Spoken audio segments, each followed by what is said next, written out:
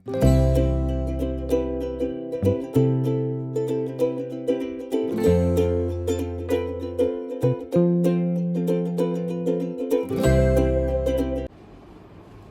All, welcome back to our channel. అందరూ ఎలా ఉన్నారు? నేనైతే చాలా బాగున్నా. సో ఈరోజు వీడియో ఏంటంటే నేనైతే విజయనగరం వెళ్తున్నాను. సో ఎందుకు అన్నది నేనైతే వీడియోలో చెప్తాను. సో మీరు ఎక్కడ స్కిప్ చేయకుండా చూసేయండి గైస్. సో నేను నా ఫ్రెండ్ మార్నింగ్ అరౌండ్ 8కి స్టార్ట్ అయ్యాం ఇంటి నుంచి. అప్పటికే ఎండ అయితే పీక్స్లో ఉంది. బైక్ మీద వెళ్ళాం కాబట్టి సన్లైట్ అయితే డైరెక్ట్గా ఫేస్ మీద పడడం స్టార్ట్ అయింది. ఆ హీట్ మాత్రం చాలా అన్బేరబుల్ అండ్ ఆల్సో చాలా ఇరిటేటింగ్ అనిపించింది నాకైతే. జర్నీ స్టార్ట్ చేశాక ఇనీషియల్గా పర్లేదు అనిపించింది, బట్ మధ్యలో ట్రాఫిక్ టార్చర్ అయితే స్టార్ట్ అయింది. అన్ఎక్స్పెక్టెడ్గా ఒక సిగ్నల్ దగ్గర మేము 1 అవర్ అయితే బ్లాక్ అయిపోయాము.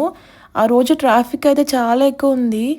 చెప్పాలంటే ఈ ట్రాఫిక్ని చూసి నాకైతే పేషెన్స్ టెస్ట్లా అనిపించింది. మధ్యలో ఒక డౌట్ కూడా రేజ్ అయింది, లైక్ మేము డెస్టినేషన్కి రీచ్ అవుతామా లేదా అని చెప్పి. అంతేకాకుండా ఎండలో అంతసేపు ఉండడం అంటే ఒక టార్చర్లా ఉంటుంది కదా, బట్ నాకైతే ఫ్రస్ట్రేషన్ అప్పుడు హై లెవెల్లో ఉంది. సో ఫైనల్లీ మేమైతే ట్రాఫిక్ క్రాస్ చేసి మళ్ళీ జర్నీ అయితే కంటిన్యూ చేసాం. Now coming to the reason behind this sunny and long ride. విజయనగరంకి వెళ్ళడానికి మెయిన్ రీజన్ ఏంటంటే ఓడి అప్లికేషన్ ఫామ్ జేఎన్టీయూ జీబీలో సబ్మిట్ చేయాలి. సో ఆన్లైన్లో అవ్వదు కాబట్టి మేమైతే ఇన్ పర్సన్గా వెళ్ళాలని ఫిక్స్ అయ్యాము. కానీ చెప్పాలంటే విజయనగరం చాలా దూరం. బైక్ మీద ట్రావెల్ చేయడం అంటే especially in heat it's not easy కదా. యూనివర్సిటీని చూడగానే చాలా హ్యాపీగా ఫీల్ అయ్యాం. ఫైనల్లీ వచ్చామని ఒక రిలీఫ్. కానీ అంతలోనే లోపల అప్లికేషన్ ప్రాసెస్కి ఎంత టైం పడుతుందో అని చిన్న భయం స్టార్ట్ అయింది. మేమైతే 11కి అలా యూనివర్సిటీకి రీచ్ అయిపోయాము. సో మేమైతే ఇంకా వెళ్తున్నాం. చాలా లోపలికి ఉంది యూనివర్సిటీ అయితే.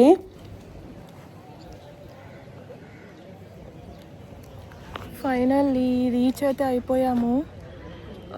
సో ఫస్ట్ బ్లాక్ ఎక్కడ ఉందంట చూస్తున్నాం, అది ఎక్కడో అర్థం కావట్లే, చాలా ఎండగా ఉంది. ఇదే జేఎన్టీయూ జీవి.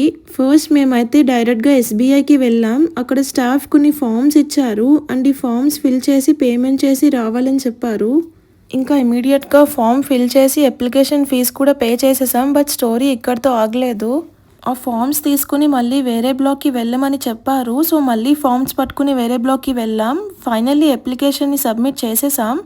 లక్కీలీ ప్రాసెస్ చాలా స్మూత్గా అయిపోయింది. ఒక 15 మినిట్స్లో అయిపోయింది ప్రాసెస్ అంతా. సో చాలా హ్యాపీగా అనిపించింది.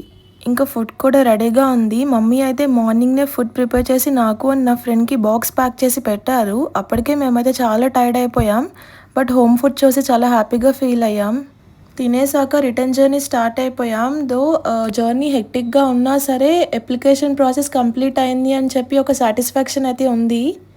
ఇంకా అలా సరదాగా బీచ్కి కూడా వెళ్ళాం, కాసేపు మైండ్ రిలాక్స్డ్గా ఉంటుందని. ఈ బీచ్ అయితే భీమిలిలో ఉంది.